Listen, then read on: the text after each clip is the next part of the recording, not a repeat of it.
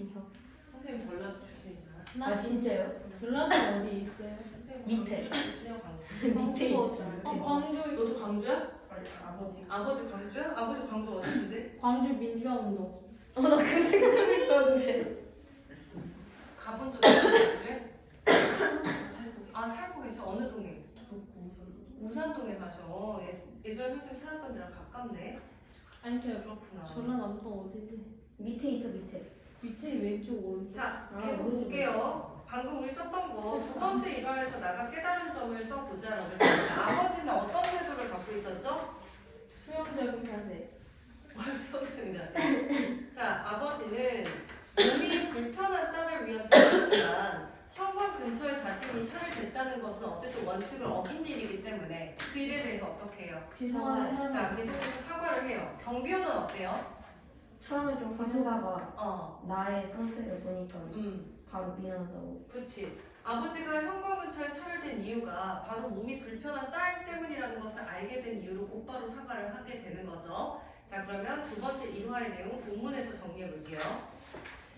자, 저녁 때 아버지가 차를 갖고 오피스텔에 있는 나를 데리러 오셨다. 그러니까 이제 걷지 못하는 나 때문에 아버지가 데리러 온 거죠.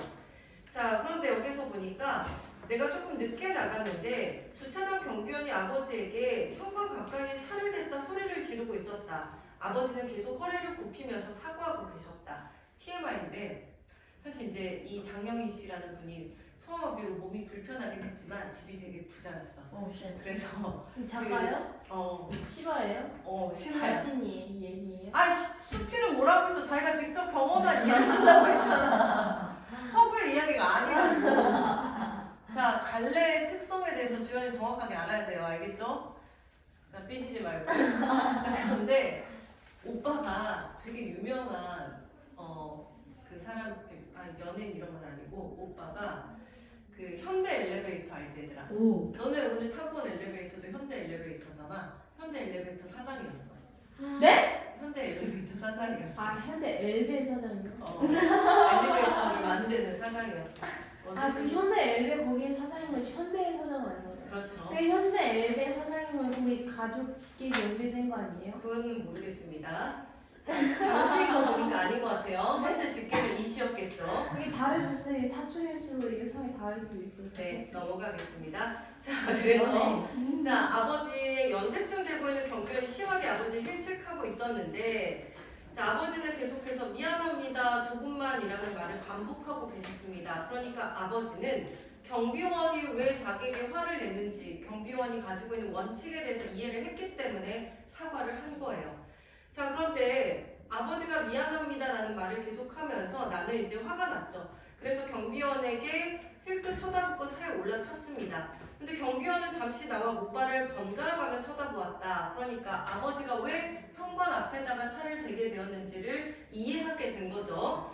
자, 그러고 아버지에게 깊이 머리를 숙이더니 아이고 정말 죄송합니다. 이분을 기다리고 있다고 말씀해 주시지 그랬어요. 만약 그랬다면 아무 말도 하지 않았을 텐데요. 그러니까 원칙이 중요하다 하더라도 경비원은 이 몸이 불편한 나에 대해서 충분히 배려했을 것이라는 거죠. 자, 말을 하는 와중에도 그는 중간중간 미안합니다, 죄송합니다 라는 말을 되풀이했다. 아버지는 또 아버지대로 괜찮습니다, 제가 잘못한 건데요 라고 계속해서 사과를 하면서 결국 둘은 서로에게 웃으면서 인사를 했다라는 거죠. 자, 아마도 나라면 아버지처럼, 자 여기서부터 밑줄을 그어볼게요.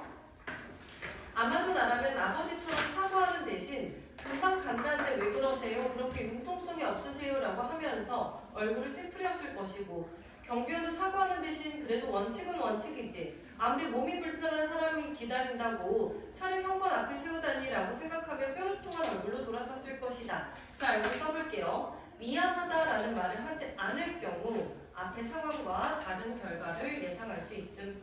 미안하다는 말을 하지 않았을 경우 앞의 상황과 다른 결과를 예상할 수 있음. 경비원도 속으로는 미안한 마음이 들어도 만약에 이렇게 사과를 하지 않았다면 결국 이 엔딩이 달랐을 거라는 거죠. 자, 그래서 여기까지가 두 번째 중간 부분의 일화였고요. 다시 작성했으면 27페이지에서 여러분들이 썼던 내용을 점검해 보겠습니다. 자, 두 번째 일화에서 나가 깨달은 점은 일단은 몸이 불편한 딸을 위한 배려였지만 현관 근처에 차를 댄 자신의 잘못에 대해서 아버지는 미안하다라고 사과를 했고요.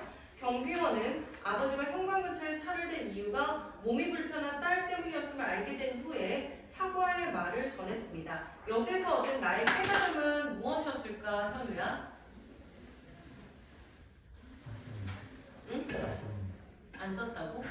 자, 나의 깨달음은 뭐였을까, 준현아? 두 번째 이거였어요. 미안하다라고 하면 일이 잘 해결된다. 미안하다는 말을 하면 잘 해결된다. 자, 여기다 적어볼게요. 자, 미안합니다라는 말이 타인과의 관계 형성과 갈등 해결에 미치는 영향력과 가치를 깨달음이라고 적겠습니다. 자, 미안하다라는 말이 타인과의 관계 형성과 갈등 해결에 미치는 영향력과 가치를 깨달음. 결국 아버지와 경비원이 서로가 잘못했다라는 것을 인정하고 서로의 처지를 이해했죠. 그렇기 때문에 미안하다라는 말이 타인과의 관계 형성과 갈등 해결에 미치는 영향력과 가치를 깨달았다라고 볼 수 있습니다. 한 번 더 읽어주라고. 자, 미안합니다라는 말이 타인과의 관계 형성과 갈등 해결에 미치는 영향력과 가치를 깨달음. 자, 그러면 다시 이 앞부분에서 여러분들, 앞부분 말고 1번, 4-1번에서 제시된 두 일화에서 나의 태도가 어떠한지 적어보자 라고 했습니다. 자, 일단 첫 번째 일화에서는 영수 대신 책을 읽은 서운을 혼냈습니다. 두 번째 일화는 뭐예요? 어떤 일화가 있었죠? 미운. 그치, 현관 앞에 주차한 아버지가 경비원이 화를 냈습니다. 두 번째 일화는 현관 앞에 주차한 아버지에게 경비원이 화를 낸. 첫 번째 일화에서 나의 태도는 어땠을까요? 첫 번째 일화에서 주연아, 나의 태도는 어땠어?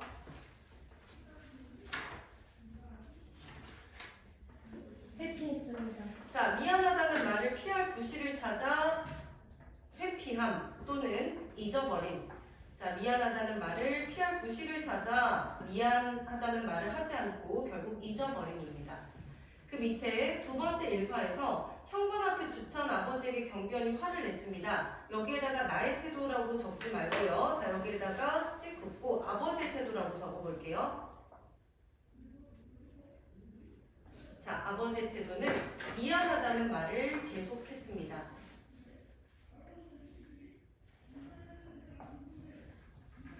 그 밖에 싸우는 거 같은데. 선생님 수업하는 소리예요. 자, 이제 우리가 이 글을 마무리해 보겠습니다. 끝으로 가볼게요. 자, 끝에 보면 본문 보겠습니다. 그러나 나보다 나이도 많고 인생 경험도 풍부한 두 사람은 좋은 결말을 만드는 법을 잘 알고 있었다. 자, 여기서부터 밑줄.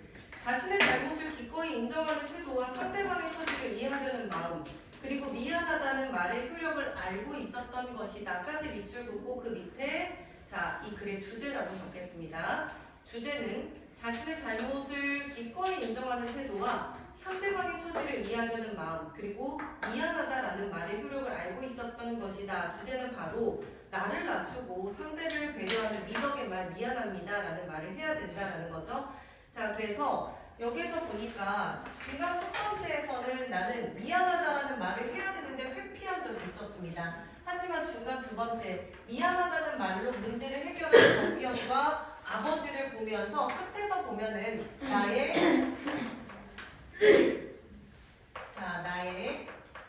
태도 그리고 생각의 변화, 즉 깨달음에 대해서 마지막 끝 부분에서 정리를 해보면 중요한 것은 뭐다? 바로 미안하다라는 말의 중요함입니다.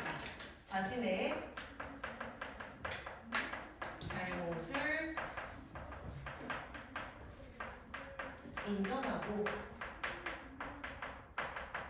상대를 배려하는 태도의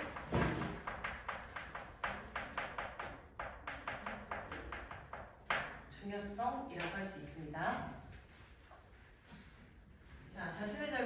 인정하고 상대를 배려하는 태도의 중요성.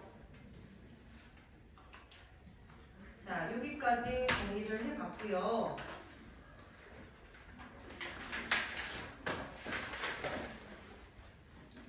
끝. 예.